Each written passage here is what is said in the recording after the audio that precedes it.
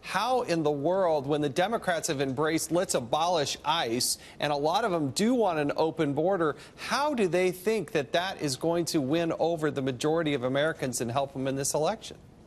Well, look, we know from our polling that no more than about a quarter of the country, if that much, would really favor open borders. And this caravan is not the kind of thing that is going to be popular. Again, Democrats should get out there and say we've got to stop the caravan and bring forward comprehensive immigration reform now and join the president in this, because as you notice, Democrats are staying away from the caravan issue as much as possible. Republicans are pushing it, but you won't find Democrats out there saying the caravan is a good thing, and if you do, it's an outlier. That's not where the voters of America or even the Democratic voters really are.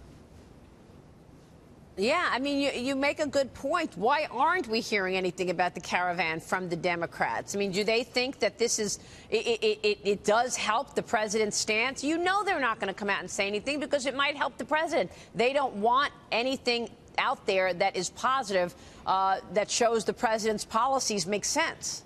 Well, this is an election campaign, and they sure don't want good economic numbers, and they sure don't want the president standing strong. I think in some ways, the Democrats today are facing a much more disciplined President Trump than we have seen throughout much of the year. He has stuck to his message. He has gone to rally after rally. He's not the center of attention and gaffe as he has been. He even moved in the Saudi, but there's 2 weeks to go. And there have been October surprises consistently, and we don't know who is going to come up with one now, but I predict somebody will. This is just not going to be a quiet 2 weeks, particularly with everyone believing that this election is so critically important, which it is. Mark, tell us about your poll, the Harris poll, what you're seeing right now going into the midterms with 13 days away.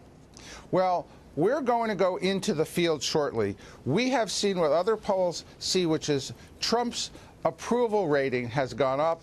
People believe when it comes to the economy and terrorism, he's done a good job. They still have real questions about his personality, his leadership style, his administration. We haven't seen the closing of the generic, but that's because our last poll was this month. We're going to go in the field tomorrow. By next Monday, we will have very fresh numbers. What I'm hearing out there is that the races are closing, Republican turnout is up, and what was a sure thing has moved to a toss-up. And most conventional wisdom and most polls give the Republicans the Senate, and places like Indiana having moved decisively to the Republicans that were generally viewed as a toss-up. But is it partly because of this issue, because of the shaming of people online, because of the harassment? I mean, this weekend, the House Majority Leader Kevin McCarthy's California office was attacked. A large rock thrown through the front window. He joined me yesterday to talk about it. Here's what he said.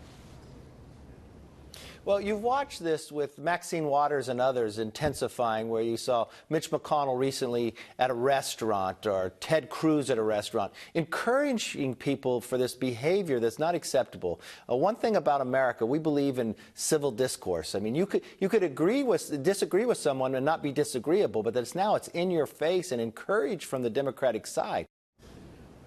Mark, I was so struck last night watching Tucker Carlson when Philip Raines was on, who, of course, worked with Hillary Clinton. And he said, look, Sarah Sanders getting thrown out of the Hen restaurant, I'm totally comfortable with that. She lies every day. Why shouldn't she get thrown out of a restaurant? That's what Philip Raines said last night to Tucker Carlson. I felt like maybe it was a call to action. Maybe he was telling his supporters, yeah, keep it up. Well, look, I disagree with that strongly. It's counterproductive. Of course you do. It's counterproductive for the country, and it's counterproductive even for the party. If you want to win an election, the place to win it is the center. The place to win it is civility. We are not increasing turnout. Look, from Kavanaugh on, there's no question that previously Republicans who had no leadership, Ryan quit and stayed in his job, no message, now have a message, and the message is the Democrats are too far to the left. Democrats have to prove they're not too far to the left, or they could lose this election, and the left will be to blame if they do. Jason Chaffetz, what do you think is the most important issue on voters' minds right now? I believe the polls. The people are concerned about health care. They are concerned about their own the economy and whatnot. But this whole discussion, if you really think about it, what do the Democrats advocate is a difference between what they're doing It's only a scorched earth. It's only the resistance movement. It's only open borders. I don't see them running proactively on an issue that resonates with the American people. That's why I think ultimately they will lose and certainly not make the gains historically that they should. Isn't that true, Mark? I mean, what is the platform? Is it anything other than resist? Well, there's one issue that Democrats have focused on, and that is pre-existing conditions. The Republicans did make a mess of health care. Democrats have an almost 20-point advantage on health care in my poll and other polls. And to the extent that I think the party planned a message, as opposed to what's happened here, it was to center it around not letting people be thrown off of health care because of pre-existing conditions. I think they're winning the health care issue. The problem is it's been obscured by everything else that went on, by presidential candidates putting on a Spartacus show instead of party discipline. All right, we will leave it there. Mark Penn, always a pleasure to see you, sir. Thanks so much. Thank you. We will talk with you soon. Mark Penn.